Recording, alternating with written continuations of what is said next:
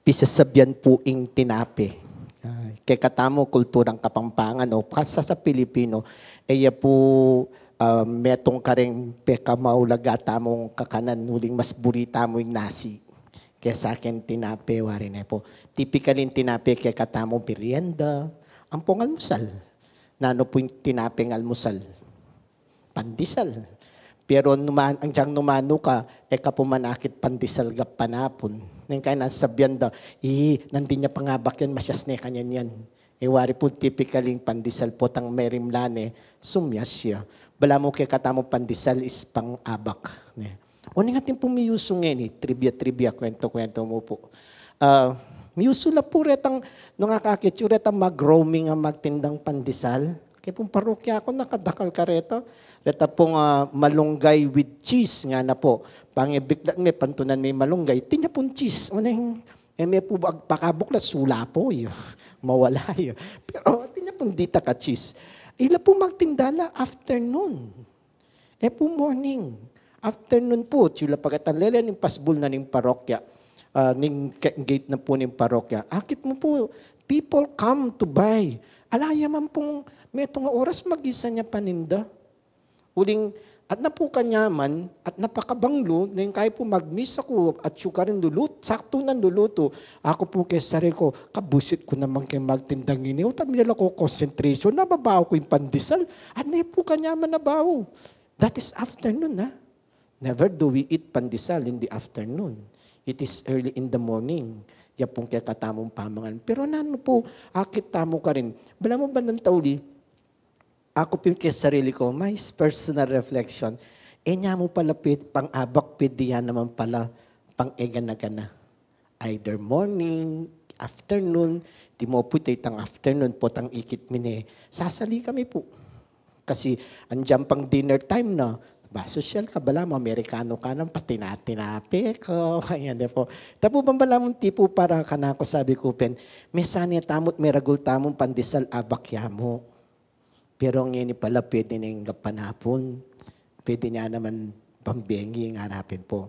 At yung muking kasanayan. At yung mukitang availability. Inipimbudi kong din ng tamang pansin. We talk of bread of life. It is Jesus telling us, I am available. Wari na po. Ito bang tinapi, nanungno ka rin alang pipilinan, pwede kang egana-gana. Wari po, when you call a person, kang family, na asahan na always available, nga nanon pong austa mo kaya? The bread winner. Wari. Kasi, putang depitan may alang metong salita. Kuya, di na ng pamayad kuryente. May mga ginamit, pero ikaw mamayad. Ngarapin po sasabi. O kaya, iya puro kong mag-provide kang needs na ng family. Do we hear that person complain? Minsan po, ta siguro mapapagalya. Pero po, tang kayakit mo kaya sarili mo, sabi dapin, it is a way na magpasalamat uling atin ko, sana ating kayo naman. Wari na po, po kasanting tang attitude data niya.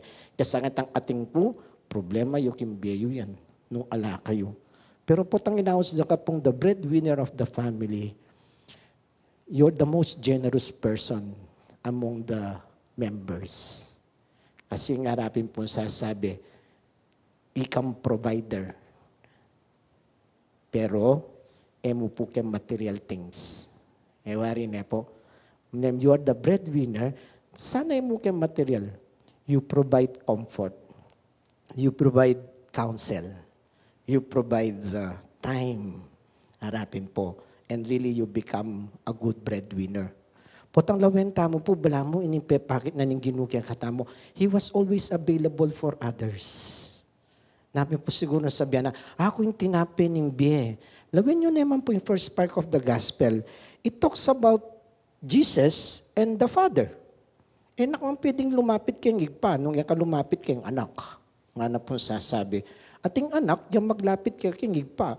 Nabunin sabihin, ikayo, ikit yun yung igpa. Ali, itamong tinubod na ng igpa, yung menakit kayong igpa, which is the anak. Nga na po, kaya katama ng reading. Kabir-bir palub na Pakanan namin akit yung igpa. Kanan ming tinapin na ng biye. Which is, you have to follow Jesus. Let Jesus be ing makakabsi para kaya ka. Sa tingnan po ng first reading, tapong binasa ng Chinchin kaya katamo. First reading po, kwento ng San Felipe. Kalagkat tayo, damdaman ng kwento ng kwentong gagawa ng San Felipe. Uli, very kaya po niya, very kasimpliya mo. Yan mo kalupan San Pedro, San Juan, San Andres. Ini po, panayang at yurugong tagayawos. Tanda na niya po yung Felipe, naus ni Bartolome. Ikit mo na yes in Cristo, Jesus na tao Nazaret. Nga na po. It was Philip who introduced Jesus, Bartolome to Jesus. Nga napin po. Kari. Then niya po yung first reading tamo. Magtibot niya ni kanon ng banal na espiritu. Kabut niya mo miras kitang lugar ita, papuntaya po Ethiopia. Nga na po ng first reading tamo. Akasabi niya po, daramdaman niya ning metong akarwahi, mamasaya pong libro from the prophet Isaiah. Ini man taong iti, mintaya po king Jerusalem. Nanong gawa na Jerusalem, ning tao Ethiopia. Kabang Ethiopia were not even Jews. They don't believe in the God of the Jews. Pero mintaya po ka rin. Siguro, naming lidaramdaman na no rin. And interesado ya ka niting God of the Jews. Napin ba kanya niyang mamasa from the book of the prophet Isaiah. Na pong babasa niya, itanga na po sasabi ng kwento tamo, daramdaman ng Felipe, tegala na yung karwahi. Yang kay kabang lalakad yung kasip ni karwahi, nasabi na po, ay intindihan mo yung babasan mo. Nga na po, pakibad na kano, alike. Ini po yung treasurer na ning reyna na ning Ethiopia. O nung makanyang bisa ka, turukeke ka. Second na po, binasa ni itang text, and explain na. After na nito, ini po kanong treasurero na sabi na, at ne po ka excited to know more about Jesus. At the same time, bisayang pabinyag. Na nang may nakit lang tanong, bininyag na yung managat Felipe. Bigla yung may wala. Bala mo, sabi na po ng Ebanghelyo, inikot niya ng banal na espiritu, dela na niya naman kay ngaliwang rugal nga napin po. The person, bala mo pepakit na, our thirst for the bread, itang makakabsike katamo, is the word of God. The words of Jesus. Nga napin po, ila sana maka-inspire kay katamong kembye, bantang arapin po, lalo tamong kakabsi. At sabyanta na po kayong sarili tamo, the best way for us to experience this bread is the Eucharist. Kaya katamo po, napin minsan etaya danasan uling na minsan ding aliwan, okay katamad si simba. Harapin po, simba ko pawari, andyang no ka rin naman at yung gino. It is not only the word of the Lord, harapin po, but sharing that God, that this Jesus is available for us. Babyan niya po yung sarili na. Napining misa tamo, tinya pong 2 parts. Mari, the liturgy of the word, iskalupaning gawa ng Felipe, in-explain niya kaniting treasurera na ning reyna na ning Ethiopia, and the ministry of the liturgy of the Eucharist. Apin po ini sasabihan ng Ginoo, I am the bread of life. We must believe nga napin po to become really makakabsi, kimbye, kailangan paulagan tala rin ng adwa, kimbye tamo. Ating may kamasanting gewara para kay katamo as Catholics, at tintang Eucharistia na piyabedo rin ng adwa.